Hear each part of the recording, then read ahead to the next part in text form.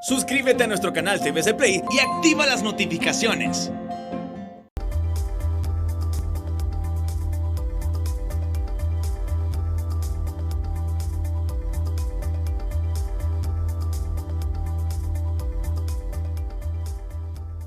Muy buenas, bienvenidos al banquillo, gracias por estar con nosotros, les saludamos a través de TSI. Hoy revisamos la situación financiera de Honduras, las propuestas, los proyectos, los programas a desarrollar durante la etapa final de este 2020 y qué nos espera post pandemia, qué expectativas hay en el 2021. Conversará con nosotros en los próximos minutos la exsecretaria de Estado en el Despacho de Finanzas, Patricia Rebeca Santos. Gusto saludarla, feliz noche, gracias por acompañarnos. Muy buenas noches, permítame, apreciado periodista Rosendo García, aprovechar su medio y este popular programa para hacer llegar un cordial saludo a toda su teleaudiencia, que yo sé que es mucha, es mi primera vez en el programa, así que estoy muy entusiasta de poder compartir con usted mis reflexiones. Bueno, licenciada Santos, las últimas disposiciones, los últimos acuerdos del gobierno y la banca privada para intentar recuperar la pequeña y mediana empresa, ¿qué lectura le deja? ¿Qué expectativas genera apoyar un sector que es fundamental en el proceso de recuperación, de reactivación de nuestra economía? Bueno, yo quisiera, como siempre, ser bastante ponderada en mis observaciones, tanto en los aspectos que comparto y considero positivos, como en aquellos elementos que considero deben de ser modificados o por lo menos ajustados. Lo que yo podría decir en primera instancia es que me parece muy positivo. Tenemos un sector del empresariado hondureño sufriendo mucho producto de esta pandemia.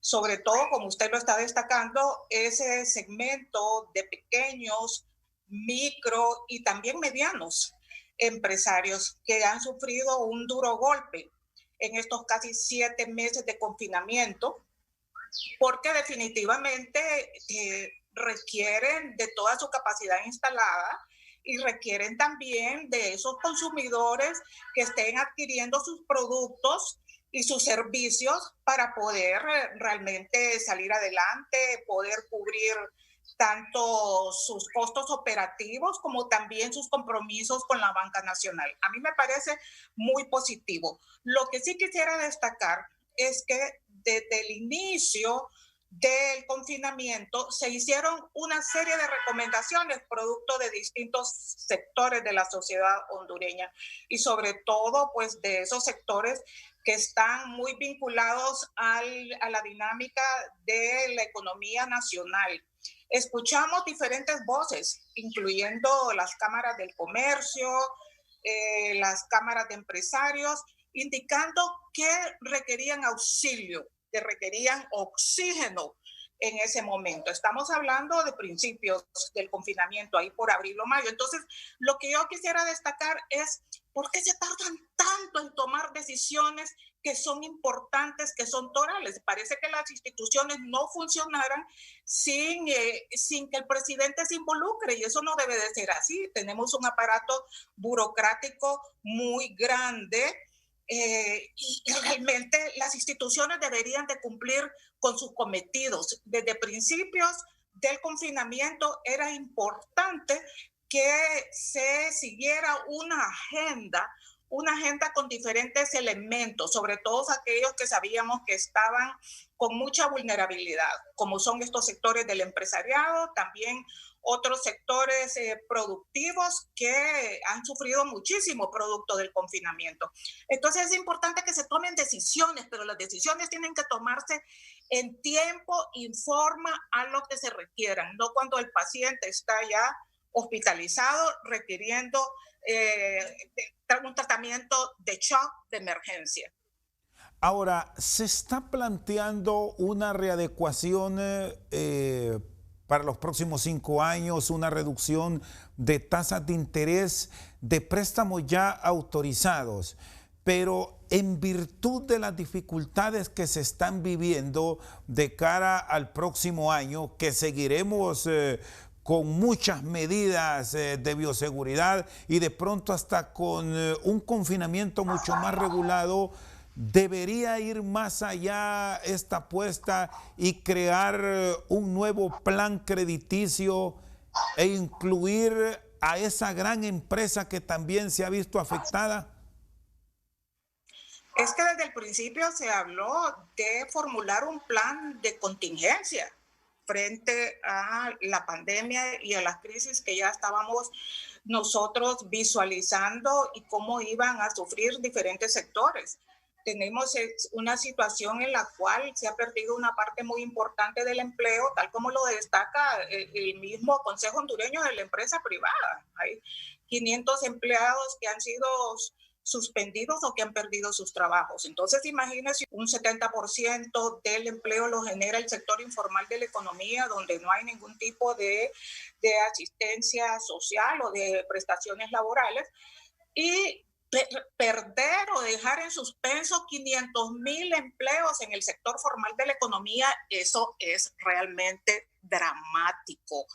Y luego, también usted lo destaca, todos los sectores de una u otra manera, todos los sectores económicos han sido muy vulnerables en esta pandemia. Y esta es una situación que se ve a nivel mundial. Yo leí el último informe del Banco Mundial que salió hace unos 2 días y realmente el shock ha sido fuerte. Fíjese que en los países desarrollados, el único país que se espera que crezca es por donde se inició la pandemia. China es el único que va a tener un crecimiento bastante pequeño, pero positivo. De ahí, las principales economías del mundo van todas en negativo. ¿Y qué podemos decir de estos países vulnerables, como son Latinoamérica, donde pues, ese decrecimiento se ve profundizado? Entonces, sí era importante un plan de contingencia que visualizara distintos elementos. Aquí estamos hablando apenas de uno, Rosendo. Estamos hablando del aspecto de cómo rescatar a ese sector que está siendo afectado por los financiamientos que tienen con el sistema financiero nacional y que no pueden solventar, ¿verdad?, esa pesada carga en la cual se les han ido agregando, pues la mora se ha ido capitalizando y a tiempo se tomó una decisión. Pero también pensemos nosotros en aquel segmento que cerró producto de esta situación. Nosotros no queremos que ese segmento productivo siga en paro. También requerirían recursos buenos para estimularlos que reanuden su actividad económica, que vengan a generar empleo. Mire, preservar el empleo es una situación toral, debe de estar en el corazón de cualquier propuesta que impulsen en conjunto, porque aquí, claro, no podemos decir que solo es responsabilidad del gobierno, ahí es donde yo quisiera acotar y hacer esos balances, sino que también es una combinación de esfuerzos públicos privados, pero el gobierno juega un papel muy importante. Y yo lo que podría decir es que he visto un sacrificio enorme y un deseo inmenso del sector empresarial por salir adelante y por no cerrar sus empresas, por no sacrificar más trabajadores y trabajadoras, que sabemos que es una situación bastante dramática. Y ya en este cierre del año quisiéramos vislumbrar, como le decía yo a usted, extra cámaras, quisiéramos vislumbrar un 2021 en la cual los hondureños y las hondureñas supiéramos que si bien no vamos a tener una certeza de un 100%, porque pueden darse esos shocks externos y las crisis pueden volverse más agudas con segundas o terceras oleadas de pandemia, ¿verdad? Entonces, pero sí quisiéramos nosotros que se viera que saber, conocer más si el gobierno ha proyectado un 2021 con un plan en el cual es creíble que se pueda crecer después del decrecimiento que tendremos este año entre un -7 y un -8%, de acuerdo a diferentes analistas, tanto nacionales como internacionales, que esa proyección de un crecimiento casi llegando al 5% para el 2021 será una realidad. ¿Y cuál es ese plan ideal sobre el cual se debe ir trabajando y se debe hacer una estructura de presupuesto de la República que tendrá su discusión en los próximos meses en el Congreso Nacional para salvar toda esa inversión? Ese sector de la gran empresa que, como usted señala, también se ha visto afectado y que espera las compensaciones del caso para continuar apostándole al país. Bueno, definitivamente que esos presupuestos públicos, que son cada vez más grandes, estamos hablando de un presupuesto que está proyectado casi para llegar a los 290.000 millones de lempiras. Son cifras importantes las que están ahí plasmadas en ese presupuesto público. Y definitivamente que todos nos hacemos la interrogante de que si dará respuesta a la crisis actual. Fíjense, por ejemplo, que un cuestionamiento que se ha hecho por parte de analistas muy serios que manejan estos temas fiscales y presupuestarios es que la inversión en salud pública no se ve ahí plasmada con contundencia. Ese es un primer elemento que es importante prestarle atención, y de aquí a la discusión de ese presupuesto ver si se pueden hacer algunas readecuaciones. También ha habido algunos cuestionamientos de que más bien se está despidiendo personal de la salud cuando debemos de preservar ese empleo que es en este momento una primera prioridad, el de personal de la salud y todo lo que se requiere en términos de equipo y medicamentos para que funcione y funcione bien, porque eso viene a apoyar también la actividad económica, la actividad del sector productivo.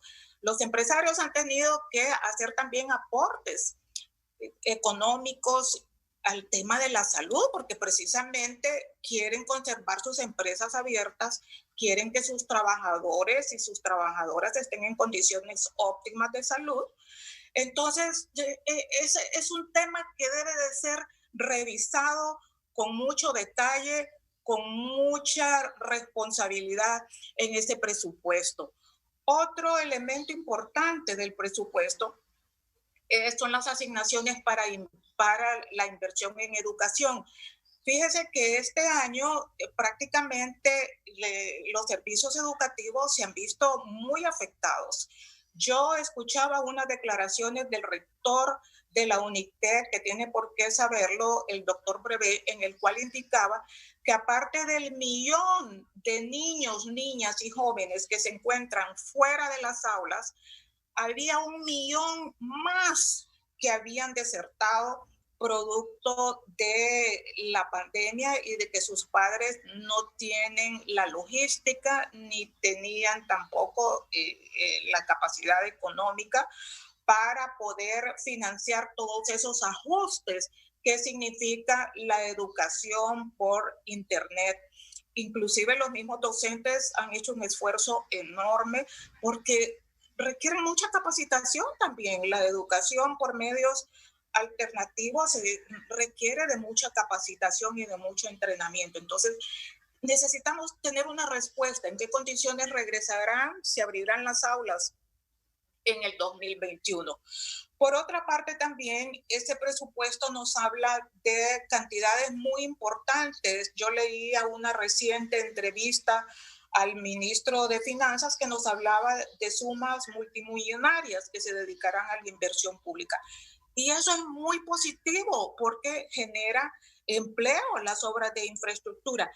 Pero la duda que me asalta a mí en esas cifras multimillonarias que están proyectadas en ese presupuesto es que se basan fundamentalmente aproximadamente entre un 70 y un 80% en fondos nacionales. Entonces, ¿qué ocurre si los niveles de recaudación no son los esperados? Sabemos que es la principal fuente de financiamiento de los presupuestos.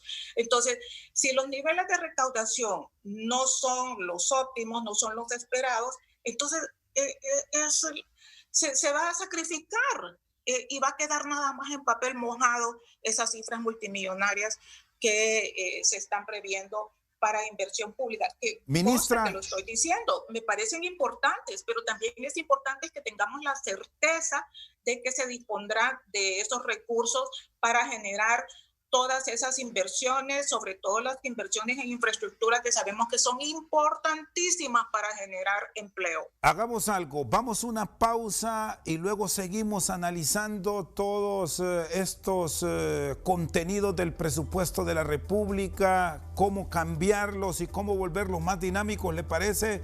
Está con nosotros la exministra de Finanzas, Patricia Rebeca Santos. Esta noche en Al Banquillo vamos a una pausa, ya regresamos.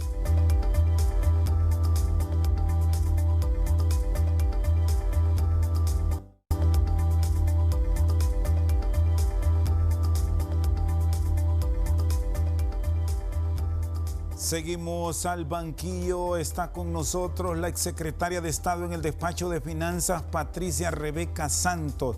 Me hablaba del cuidado que se debe tener en la estructuración del presupuesto, en el manejo de los recursos que no estarán en abundancia, que incluso se pueden ver recortados porque el nivel que está reportando en cuanto al pago de impuestos el Servicio Administrador de Rentas no es nada positivo para las finanzas públicas.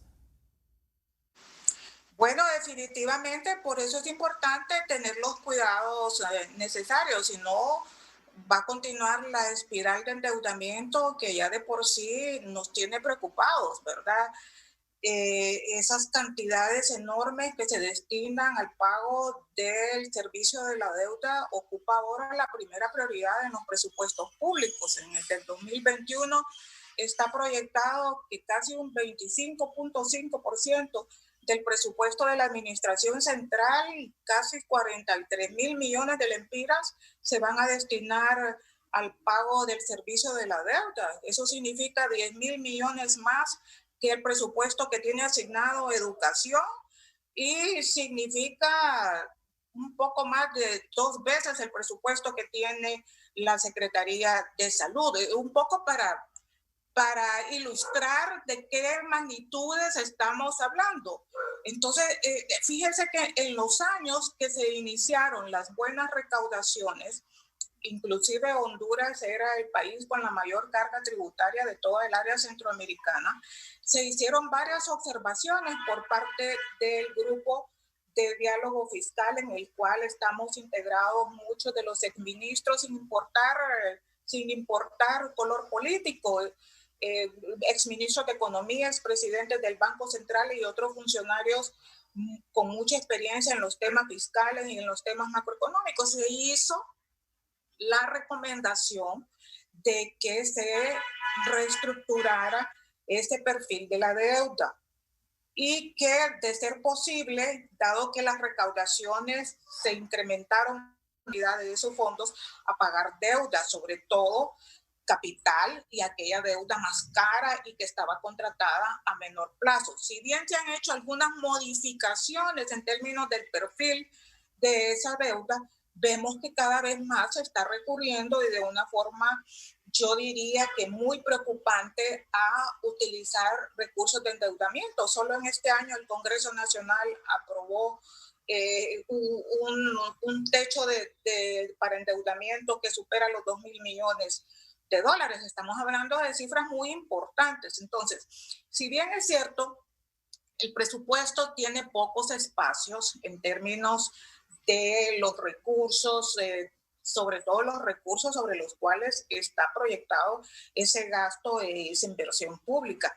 Pero sí se pueden hacer varias cosas. Fíjense que el presupuesto tiene muchas cajas chicas que le han agregado y sobre todo en las últimas administraciones.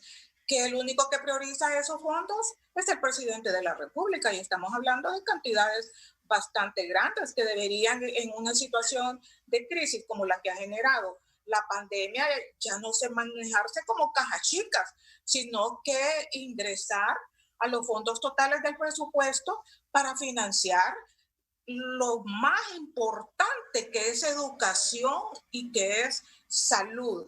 ¿Cómo aprovechar, ministra? ¿Cómo Entonces, aprovechar? todas esas cajas chicas hay que irlas cerrando, Sí. si es que queremos definitivamente hacer un manejo serio y responsable en un año, sobre todo en un año donde no tenemos las condiciones más óptimas. Vamos a un año político y sabemos que aquí la disciplina fiscal nadie quiere escuchar de ella en un año político. Sí, ¿cómo aprovechar esa coyuntura que están abriendo los acreedores que hablan por el tema de la crisis de suspender el servicio de la deuda por un tiempo y que estos recursos se aprovechen de una manera eficiente en el país sin entrar en esa controversia que genera ese gasto en el año político, del cual muchos de los que están en el poder no les gusta hablar, y los que están fuera y que antes estuvieron ahora los critican?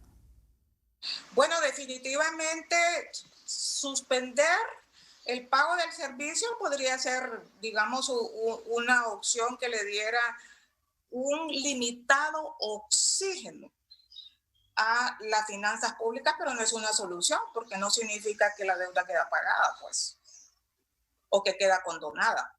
Eso hay que estar claros. Entonces, el tema de la deuda tiene que dársele un abordaje integral, definitivamente. Y luego, como le digo, aquí en el país se han ido como trastocando las prioridades en los últimos años. En vez de nosotros ver que se refuerzan, que se duplican los presupuestos de los sectores sociales, recordemos que nosotros tenemos unos niveles de pobreza en los cuales 6 de cada 10 hondureños y hondureñas están en situación de pobreza. Entonces, ¿cuál es la opción para esas familias en términos de enviar sus hijos a la educación? Pues enviarlos a las escuelas públicas, lo mismo con los servicios de salud, hacer uso de los servicios de la salud pública, que cada vez está más deteriorada y en condiciones muy críticas. Entonces, no podemos seguir priorizando nosotros defensa, seguridad, tener un fondo ahí de la tasa de seguridad que se maneja también de forma bastante discrecional, aunque son servicios importantes, pero entre más nosotros enfrentemos los servicios que son torales para una población en situación de marginalidad como es la hondureña, entre más le invertamos nosotros a la educación y a la salud, eso no va a saco roto. Eso va a inversión en capital humano. Y así es como hemos visto nosotros que países que ahora gozan de otro perfil de desarrollo, sus poblaciones, ¿quién pensaría que la China que vemos ahora era una China que en los 70 tenía altos niveles de pobreza, de población viviendo en pobreza? Y no estamos hablando de 6,5 millones, sino que estamos hablando de más de 300 millones de población de aquel país, que logró mediante una política acertada y manteniendo también una visión de largo plazo, poder sacar a esa población de los niveles de pobreza y no condenarla, como hablan en los organismos internacionales, a una pobreza crónica. Entonces, ¿Y qué eso cuidado? es importante, saber a qué le estamos apostando. Sí, ¿y qué cuidado se debe tener en este caso por el país en cuanto a los niveles de endeudamiento? ¿Cómo manejarnos? Porque ya me citaba de lo que decidió el Congreso, que ha abierto un crédito por encima de los 2,000 millones de dólares, y también hay mucha contratación de bonos soberanos. Si bien se han hecho refinanciamientos de algunos, ¿cómo se debe tener el manejo de los mismos para no disparar los niveles de endeudamiento de cara al próximo cuatrienio? Bueno, en principio, yo considero que no podemos seguir colocando más bonos soberanos so pretexto de que son para el salvamento de la empresa de energía eléctrica. Fíjese usted que tomar decisiones importantes en la empresa de energía viene arrastrándose en los últimos 2 o 3 programas con el Fondo Monetario Internacional. Ahí ha estado el tema de la ENE, reestructurar la ENE, dividirla en sectores, abrir estos fideicomisos con la banca privada, pero siempre lo que vemos es que sigue el problema, siguen las altas deudas y tiene que salir el gobierno central a colocar bonos soberanos para en auxilio al ENE. Entonces, también se trata de tomar decisiones cuando se tienen que tomar. Fíjese que se nombró a Marlon Tábora para coordinar ese plan de salvamento de la ENE y reestructuración del sector energía. Luego se han nombrado juntas interventoras, se han nombrado gerentes y seguimos escuchando que los problemas están ahí. Entonces es el momento de cerrar esos temas pendientes. Eso por una parte. Y en segundo lugar, ser muy, ¿cómo le podría decir? Ser muy, pero muy fino en cómo va a utilizar usted los servicios, los recursos que le vienen de financiamiento externo. Como le decía, es importante los recursos que vienen para infraestructura, ya sea económica y social, porque no solo generan actividad económica, generan empleo, tienen efecto derrame en la economía, sino que también vienen a posicionar en mejores condiciones nuestros polos de desarrollo potencial, que también son importantes. Lo que muestra esta pandemia, por ejemplo, y esos periodos en que estuvimos incomunicados prácticamente unas regiones del país de otras, es que la infraestructura local, la infraestructura de esos municipios, de esas comunidades, está abandonada, tanto la infraestructura social como la infraestructura productiva. Entonces, necesitamos posicionar mejor todo ese plan de inversión pública y con un fuerte componente que vaya a lo local, a las economías locales, porque una buena política sería generar empleo en esas comunidades y así evitar esas migraciones cíclicas del campo a la ciudad. Muy bien, está con nosotros esta noche al banquillo la exsecretaria de Finanzas, Patricia Rebeca Santos. Vamos a una pausa y ya regresamos.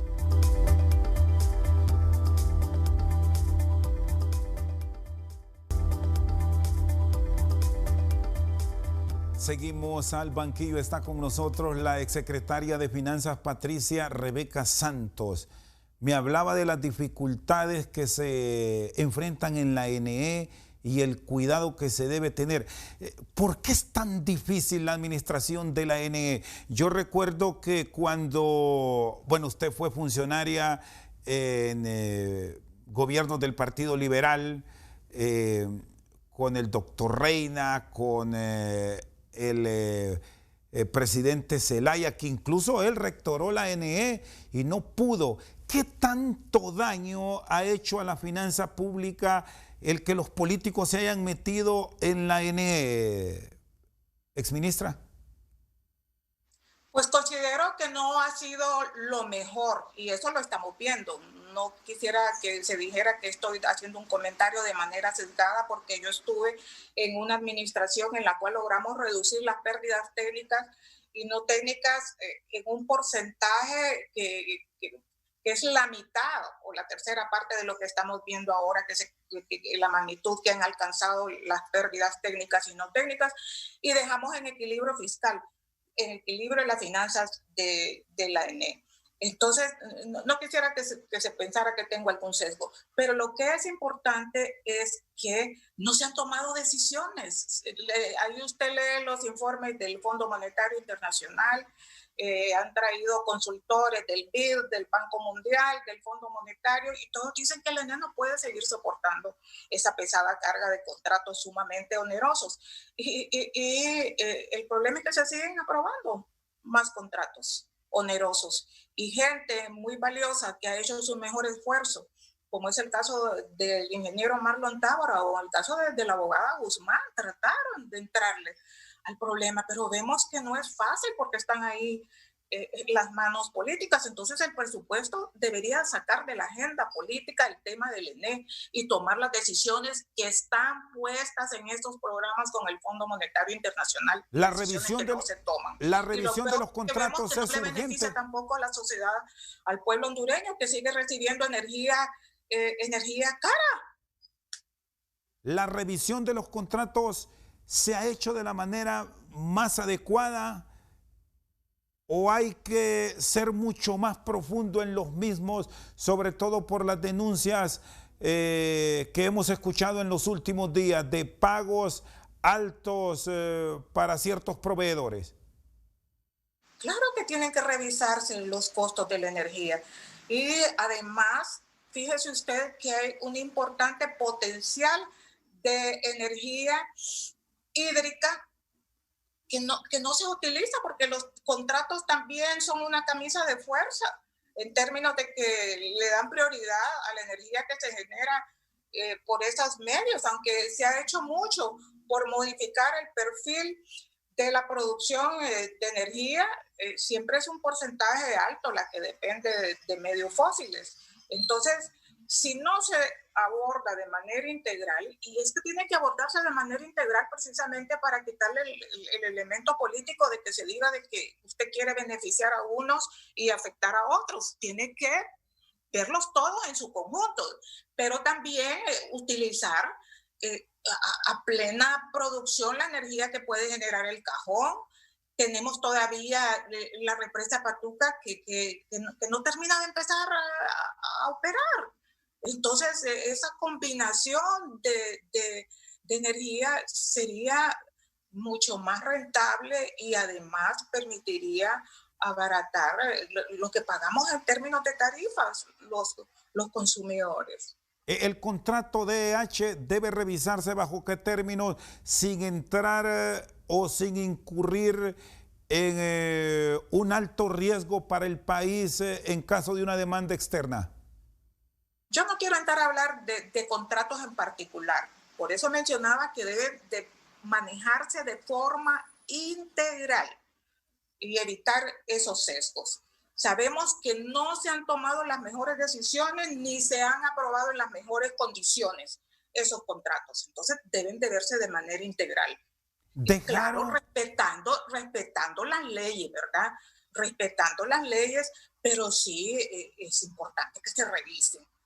¿Dejaron fracturadas o quebradas las finanzas públicas al término del gobierno en el cual usted estuvo al frente de la Secretaría de Finanzas? ¿Se revisaron todos los números, aun y cuando existía esa crítica de no haber contado con un presupuesto anual, sobre todo los últimos años que estuvo en la presidencia el presidente Zelaya, exministra?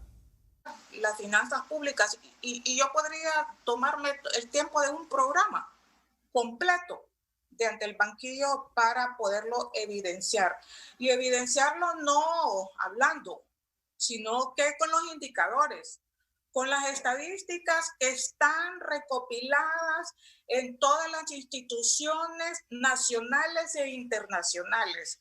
Ahí están las memorias del Banco Central de Honduras, están las memorias de la Secretaría de Finanzas y están los reportes anuales del Fondo Monetario Internacional, del Banco Mundial y del BID, entre otros organismos que recopilan y proyectan las estadísticas macroeconómicas y las estadísticas fiscales de un país. Nosotros manejamos con mucha responsabilidad los presupuestos. Tuvimos bajos déficits fiscales. Tuvimos también la posibilidad de mejorar como nunca las finanzas de la Empresa Nacional de Energía Eléctrica, de poder atender compromisos históricos, deudas históricas, como era un estatuto del docente que tenía más de 15 años de estar aprobado y en peligro de convertirse en papel mojado porque no se había podido implementar. Y se pudo también dar servicios de mejor calidad en educación y en salud, pero claro, la educación era el principal componente en términos de prioridades dentro de ese presupuesto del gobierno central. Pero no tener un ejercicio fiscal puntual del año les generó dificultades, generó suspicacia, ¿perciben que ese fue un error en su momento? Definitivamente, presupuesto se formuló y eso ha quedado totalmente evidenciado tanto en organismos fiscalizadores, contralores del Estado. Hubo un presupuesto. Lo que nosotros hicimos uso fue de una prerrogativa que le establece la Constitución de la República para poder dejar vigente un presupuesto del año anterior. ¿Y por qué? Recuérdese usted que a cierre del 2008 nos enteramos de la crisis financiera internacional, la quiebra de los bancos más poderosos de Wall Street, de Nueva York. Entonces, definitivamente el panorama que en las bases en las cuales estaba sustentado, proyectado este presupuesto del 2009, tenían que ser modificadas, definitivamente. Tenían que ser modificadas. No podíamos nosotros correr el riesgo de aprobar un presupuesto que no pudiera ser financiado, como está ocurriendo en la actualidad, que tenemos mucha preocupación de que ese presupuesto 2021, sobre las bases proyectadas de un crecimiento que supera el 5%, no puede ser logrado, no puede ser factible, ni tampoco los niveles de recaudaciones. Entonces hay que poner las cosas en contexto. Y el tema de las finanzas públicas es un tema en el cual yo diría que es importante no politizarlo. Y por eso desde el inicio del programa dije, mis observaciones son siempre tratando de mantener un balance que sea constructivo, un balance en el cual, si bien es cierto, destacamos algunas debilidades, destacamos algunos desafíos, también hacemos algunas reflexiones, con toda humildad, por supuesto, ¿verdad? Porque no soy dueña de la verdad, algunas reflexiones que pudieran ayudar a visualizar otras avenidas y otra forma de hacer las cosas que precisamente permitan solventar y apoyar esa gran deuda social que tenemos con esa población más desprotegida que tiene este país, y que una pandemia, una crisis sanitaria como la que nos ha originado el coronavirus ha puesto tan en evidencia en estos últimos meses. Está con nosotros al banquillo la exsecretaria de Finanzas, Patricia Rebeca Santos. Una pausa, ya regresamos.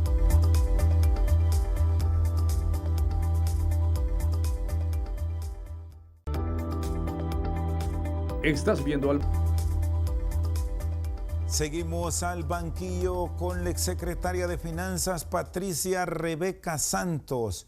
Bueno, ya de cara a ver la economía más dinámica a partir del 2021, ¿cómo aprovechar los precios favorables que pueden tener las agroexportaciones, sobre todo el café que ha iniciado su cosecha, para fortalecer nuestras finanzas?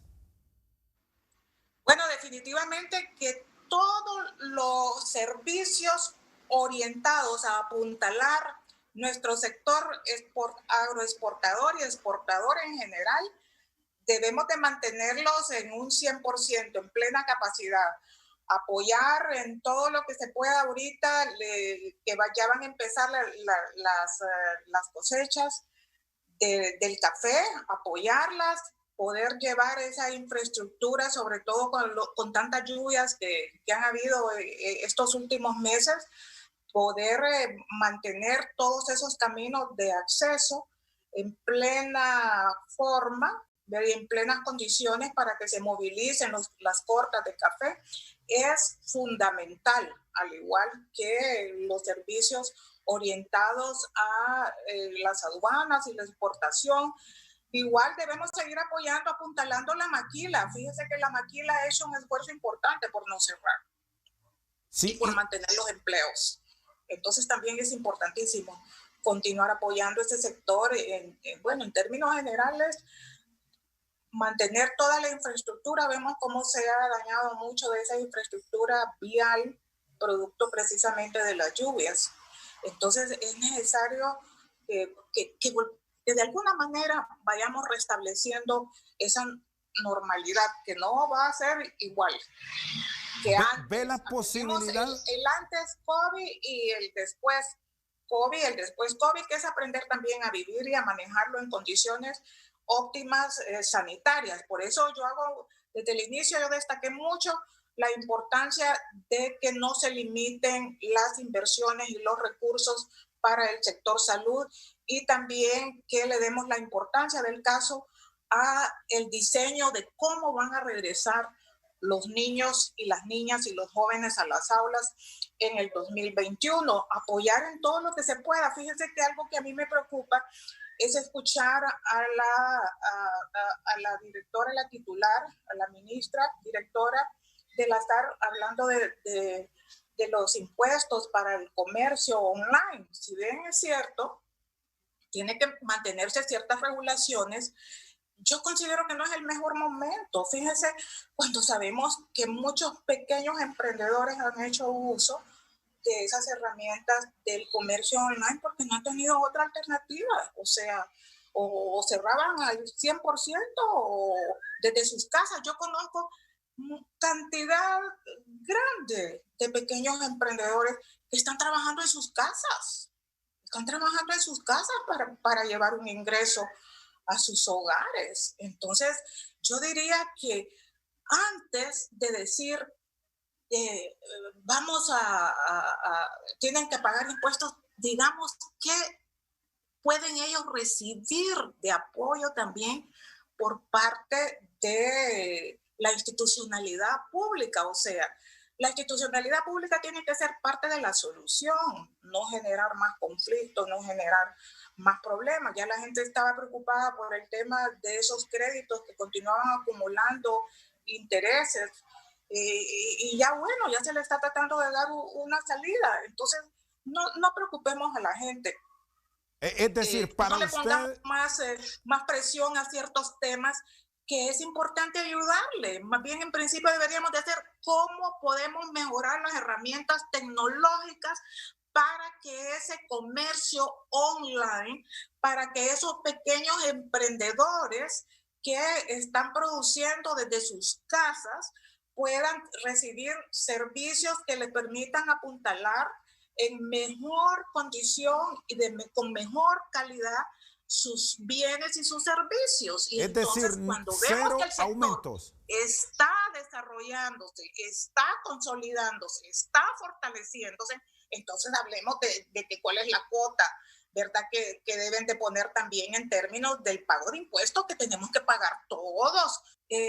Manejemos las cosas con mucha prudencia, sobre todo consideremos que la psiquis de la población hondureña está bastante afectada.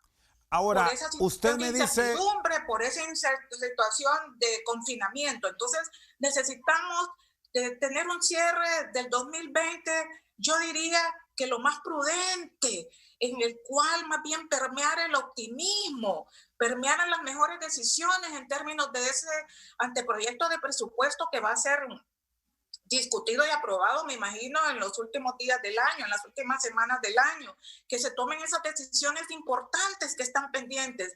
Ya esta administración tiene prácticamente 8 años en el gobierno. No hay una excusa para no tomar decisiones y esas decisiones importantes que todavía no se ven. Usted me habla de ser prudentes, de ser cautos en estas aplicaciones de nuevas cargas tributarias. Esto debe desaparecer del lenguaje fiscal en el 2021. 2021, de acuerdo a su óptica. Pero aquí le agrego otro elemento que ya lo han comenzado a plantear las organizaciones obreras frente al Estado y el sector privado, y es la revisión de salarios. ¿Cómo debe manejarse eso en medio de esta crisis que ha afectado a todos los hondureños? Bueno, en principio solo quisiera acotar que yo no dije que desaparezca del lenguaje, ¿verdad? El tema de las recaudaciones, de los tributos, es muy importante, pero creo que debemos de abordarlo de una forma que sea consistente con la situación de crisis que nos ha generado el coronavirus, que le ha generado a ese segmento importante de la economía nacional, como son las empresas de bienes y servicios. Entonces, que lo manejemos con prudencia. Y en términos de las negociaciones de salario, pues yo creo que es importante, en principio, que se sienten a la mesa los distintos sectores y que hagan una valoración muy objetiva de las pérdidas de empleo que hemos tenido en estos últimos meses. Perder casi 500,000 empleos, como lo destacó en algún momento el COEP, de empleo del sector formal de la economía, eso es una tragedia, déjeme decirle. Y por eso digo que un tema, si usted me dice temas que escoger, yo diría que uno que tiene primera prioridad para el 2021 y que debería de permear todo lo que nosotros vemos en materia de presupuestos y en materia de decisiones políticas en la administración pública es apoyar la generación de empleo y preservar el que no se perdió. Y luego asegurar que los servicios básicos de educación y salud puedan funcionar, si no con una normalidad del 100%, restablecer de tal manera que realmente permitan llegar con esos servicios, sobre todo a las comunidades más desprotegidas y a las poblaciones viviendo en condiciones de pobreza y extrema pobreza que están siendo severamente afectadas, así como la clase media, por esta situación generada por el coronavirus. Bueno, es importante entonces hacer esas valoraciones muy en detalle, muy con lápiz de punta fina, Rosendo, en los distintos sectores, hablar con toda franqueza y entonces ver cuáles son los espacios, porque todos los sectores de la economía no tienen las mismas condiciones. Sabemos que hay sectores que han preservado una dinámica de crecimiento positivo, aún en plena pandemia, pero hay otros que no. Hay otros que definitivamente han sido más afectados, ¿verdad? Entonces hay que hacer también esas valoraciones sector económico por sector económico. Bueno, cierro con usted, licenciada Santos, brevemente, cómo aprovechar ese leve movimiento que esperamos se dé en la economía en este fin de año. Viene la semana morazánica y las compras que de manera limitada, pero se tendrá por un sector de la población en el mes de diciembre. Hay que apoyarlo, definitivamente. Tenemos que apoyarlo y si hay alguna agenda con prioridades específicas por parte del sector privado que consideren que todavía no han sido atendidas por el gobierno, creo que es un buen momento para discutirlas en esas mesas de trabajo que se tienen con los distintos sectores para que la gente pues nos sintamos todos como con mayores garantías, ¿verdad? En términos de no vulnerar nuestras condiciones de salud. ¿Cómo, por ejemplo, hacer algo de turismo cuando sabemos las condiciones que estamos viviendo? Sabemos que hay comunidades afectadas todavía, pero de alguna manera, si nos ponemos todos de acuerdo, por eso yo digo que es muy importante la participación de los alcaldes, de los gobiernos locales, en esa planificación estratégica allá en las comunidades.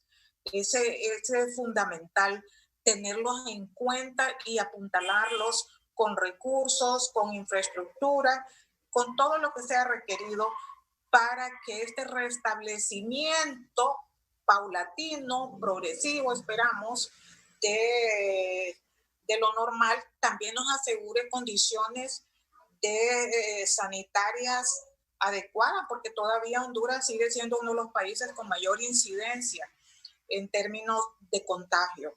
Entonces no podemos obviar eso, no podemos obviarlo. Entonces tenemos que aprender a convivir, pero hacerlo de una forma responsable y poniendo todo nuestro granito de arena. Muchas gracias, licenciada Santos. Feliz noche. Buenas noches. Con nosotros esta noche al banquillo la exsecretaria de Estado en el despacho de Finanzas, Patricia Rebeca Santos. Por su sintonía, muchas gracias.